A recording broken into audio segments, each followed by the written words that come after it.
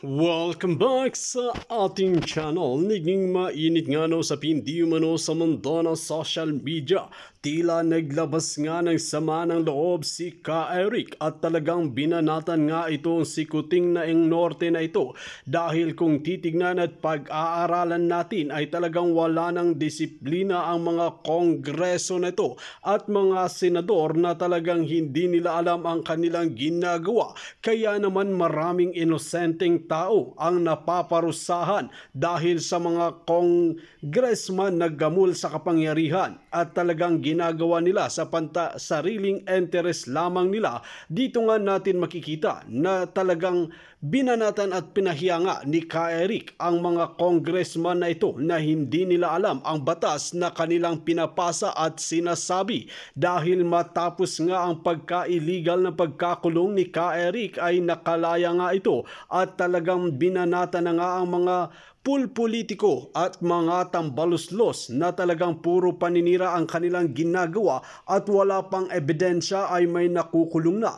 Kaya naman dito natin makikita na ang batas nga talaga ng Pilipinas na ito ay para sa mayayaman lamang dahil marami nang nangyari na mga inosenteng tao na napunta sa Kongreso ay talagang kinulong nila kahit walang ebidensya dahil siya ay naghihirap. Ngayon nga ay talagang ilalabas na ang baho at mga kurakot na opisyalis at talagang hindi nga titigil pa rin si Ka Eric sa pagbubunyag sa katotohanan at kanilang mga baho gaya lamang ng ginawa nito kay Tamba, kay Lisa Smugs, lalong-lalo na kay Kuting na ito. Well mga kaibigan, para nga sa karagdagang impormasyon, panoorin nga natin ang buong video. At kung bago ka pa lamang sa aking channel, huwag kalimutan i-click ang subscribe button at notification bell para lagi kang updated sa ating mga bagong video. At para sa solid viewers natin dyan, maraming salamat sa walang sawang pagsuporta.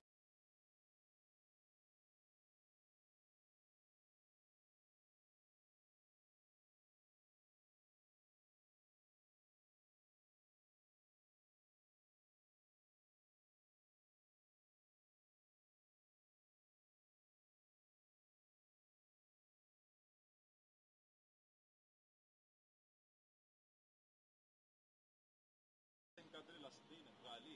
Nagbanta sila pag di daw i-release yung kanilang rally lalaki at posible na maabot sa Malacanang. Your thoughts on that? Actually, na-touch kami talaga kasi tuloy-tuloy na lumawak ang mga former cadre. Libu-libo kami nag-surrender. We hope that the government will see it na are we still standing on just ground? Or do you have a ground to stand on? We hope nakikinig si Pangulong Bongbong Marcos Jr. dito. Sapagkat saan kami pupunta na nagbalik loob at yumakap sa kapayapaan at kumikilala sa gobyerno at nagpailalim sa otoridad ng gobyerno kung kami pala ay nagsasalita tungkol sa transparency, good governance, at binubulgar namin itong mga CPP, NPA, NDF na sa loob ng gobyerno, pwede pala kaming ikulong ipatawag dito. Yun po ang aming malaking katanungan. Are we still standing on the ground that we believe pwede kami maging bahagi ng pamahalaan sa pagtatagumpay ng kapayapaan laban sa communist terrorism? Thank you po. Merry Christmas. Merry Christmas. So, ayan po. Sabi niya, I hope nakikinig ang Pangulong Marcos. Ano, nakikinig kaya o natutulog na naman? Parang wala siyang pakialam sa nangyayari.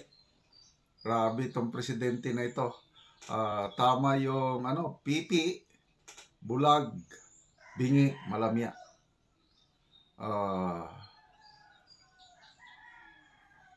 Are we still standing on just ground?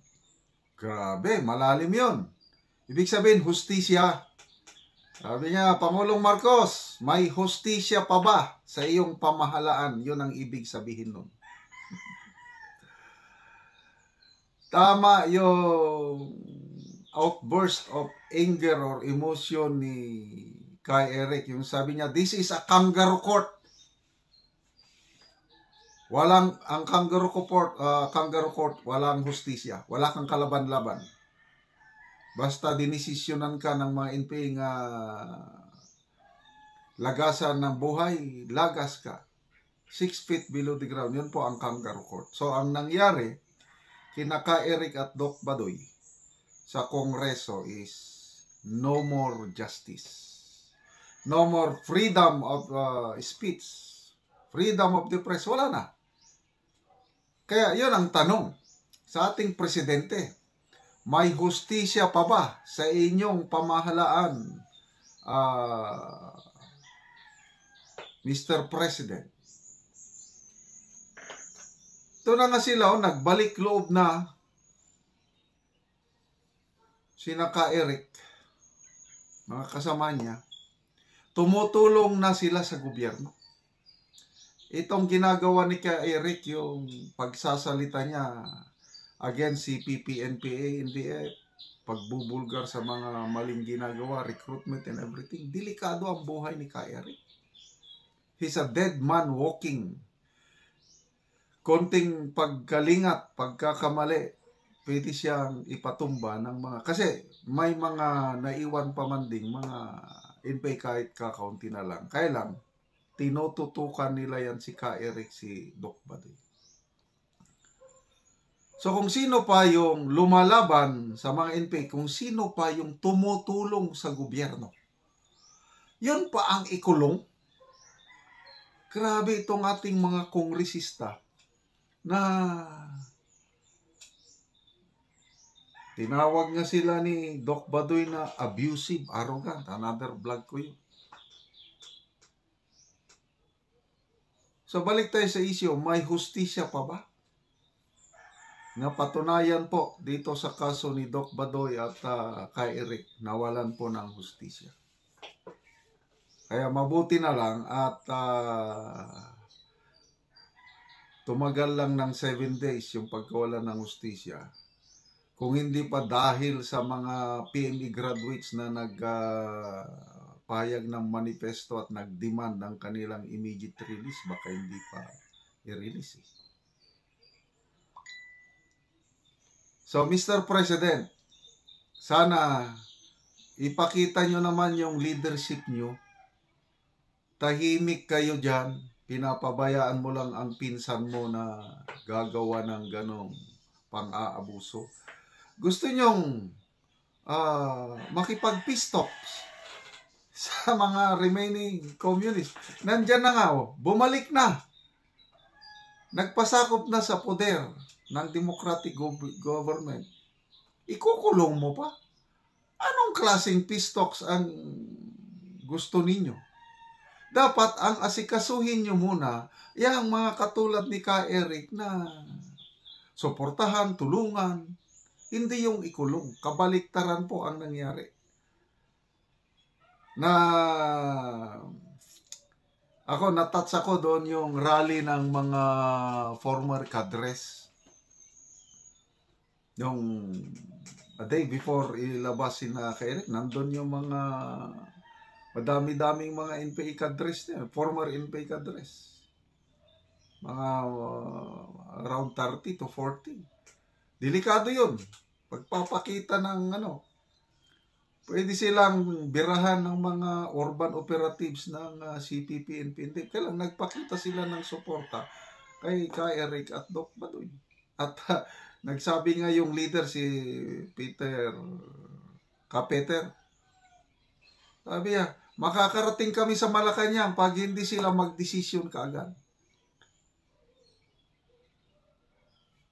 Kaya ayun, mabuti nakapag-desisyon. At ang tanong, sino ba ang tunay na presidente? BBM o itong si Speaker of the House na? Lumalabas kasi na out of control na ng Pangulo ang kanyang pinsan. Kung ano-ano na lang pinaggagawa. At may nabasa akong article ni Mr. Rigoberto Tiglao. Sabi niya, naniniwala siya na ang tunay na utak itong nangyari sa Kongreso ay si Speaker Romualdez. Siyang nagbigay ng utos na, ayan, ipakancel ang franchise ng SMNI, ipakulong yung Ka-Eric at Doc Badoy na yan dahil sila yung nakita kasi pro Duterte itong si Ka-Eric at Doc Badoy, pro Duterte ang SMNI.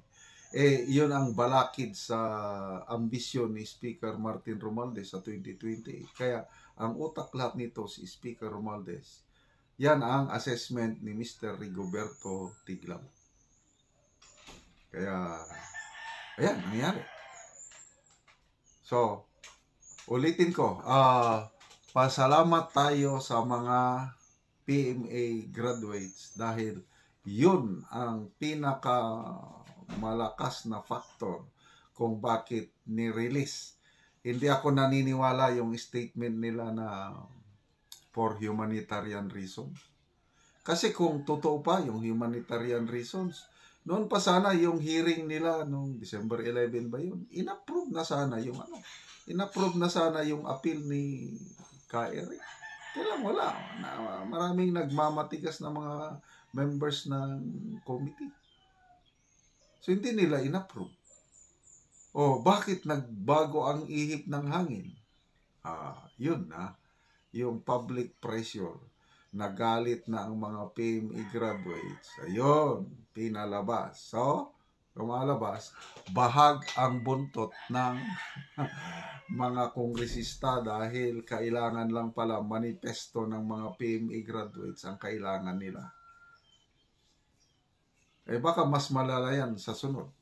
Baka mamaya mga active ba? Kasi yung mga nagmanifesto, mga retired lahat yun, kailangan halos lahat generals. Wag na nilang hintayin na ang active ay may gagawin pang wow, masama. Sabi niya. Mapinadala sa akin ng isang Mr. President. Sana naman bigyan mo ng hustisya itong mga asikasuhin mo sa PMA, mga tumutulong sa gobyerno ngayon na lumalaban sa komunista. Kagaya ni Ka-Eric at marami ako. Sana naman huwag nang makulong pa sila nang dahil lang sa pagtatanong sa iyong pinsan kung totoo pang pinapadalhan ng 1.8 billion sabi ni Ka-Eric, close to 200 signatories already in a matter of 24 hours. And the numbers are continuing to increase. Mahirap kumuha ng perma ng mga PMA graduates. And these are almost 90% of them are generals. So grabe, 24 hours, halos 200, sabi ni Ka-Eric. All respected patriotic leaders of our country who serve to protect the state and the people with the best years of service and sacrifices that they devoted for our country. Medyo maiyak-iyak ako dahil may malala kong isang PMA na napabayaan niya ang kanyang pamilya dahil sa service niya sa country. I hope maalala ko, banggitin ko mamaya. Napabayaan niya ang kanyang mga anak. Maraming salamat po sa umaapaw na suporta mula sa mga Cavaliers na nagtapos mula sa Philippine Military Academy. The best institution where courage, patriotism, devotion to serve our people and our motherland are being harnessed and nurtured. The institution that could have been my alma mater but wasn't meant to be destined for me. Dito na lang, mag-end na ako dyan.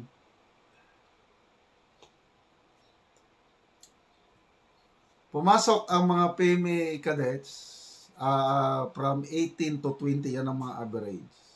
So 4 years nila sa academy, and then mag-serve sila mga average 35 years. Kaya ang service nila to the nation is mga 37, 38, 39, 40 years. Depende sa edad nilang pumasok. Kaya best years of their lives talaga iginugol ng mga PMAers. Service to the nation. Kahit ay hindi ako PMAer, but kaparehas ko si Ka-Eric na gustong-gusto ko rin mag-aral sana sa PMA. Kaya lang, ang problema sa akin, Hindi ko alam noon, nag-graduate ako ng high school 1975. Hindi ko alam na may PMA na libre ang lahat, na pag nag-graduate ka, automatic tinyente ka. Hindi ko alam. Kasi kung alam ko lang, ay nag-apply ako. Yun ang aking regret sa aking buhay. Yung hindi ako nakapasok na kadete sa PMA. That was my greatest regret. Kung may time machine lang, maibalik ko ang panahon. Graduate ako ng high school ngayon. Ako, mag-apply ako sa PMA. So, kay Eric, sabi niya, the institution na dapat sana aking alma mater, kaya lang it was not meant to be. Hindi ko alam masyado yung kwento ng buhay ni Eric. But the way he acts, he speaks talagang pang-opisyal talaga. Yan, may balls. Kung kaedad siya ng aking mga estudyante, baka class 2000 o early 2000 ito kung nag-graduate. So, Lieutenant Colonel na ngayon. Lieutenant Colonel Eric Celes. So, yun. Sayang, hindi ako naging PMA graduate. But, okay, ito, kwento na lang sa buhay ko. Na-assign naman ako sa PMA. Yan naman ang greatest, the best unit assignment na napagdaanan ko, yung pag-assign ko sa PMA. It's a very ideal assignment. Malamig, kumpleto ng quarters, sakyanan, suporta, lahat na. Halos ayoko nang umalis sa PMA noon eh. Kailan? Dahil sa tawag ng tungkulin at for my career advancement, umalis ako doon na ayaw ko pa sana, nasign ako sa Mindoro. So, yun po ang kwento ng buhay ko pagdating sa, speaking of PMAers, every August ang entrance exam sa PMA. Siguro ang mag-apply, ang mag-exam, mga halos 10,000 a year. Ang kukunin lang, mga nasa 300 to 400. Kaya, cream of the crop talaga ang mga PMA graduates.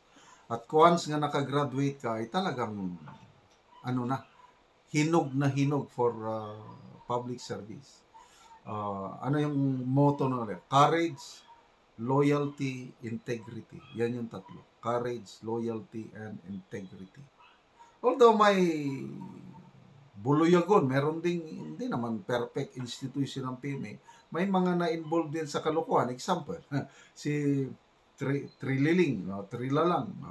Yun ang pinaka, parang isinusuka ng mga kapwa niyang PMR si Trililing na binabanatan niya ng ating PRRD. Sino pa ba yung ibang ang mabibilang mo lang sa kamay ang mga PMR na iba ang ginawa. But to me, sa experience ko, 99.9 PMRs, the best talaga. Okay.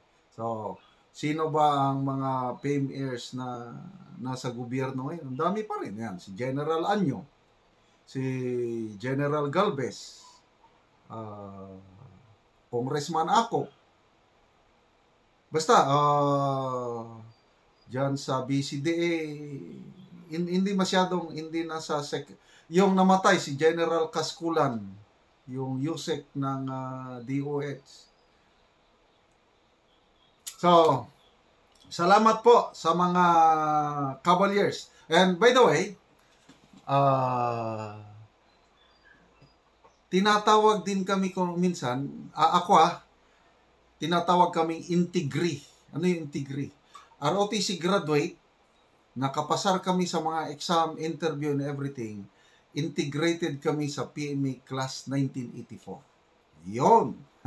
Kaya, pag may makakita sa akin ng mga PMA Class 84, sabi, ito, si Johnny, mista natin ito. Integrate sila ng 84. Kasi, yung serial number ng PMA Class 84, 9182, yung dulo ng Class 84 na PMA Class 84.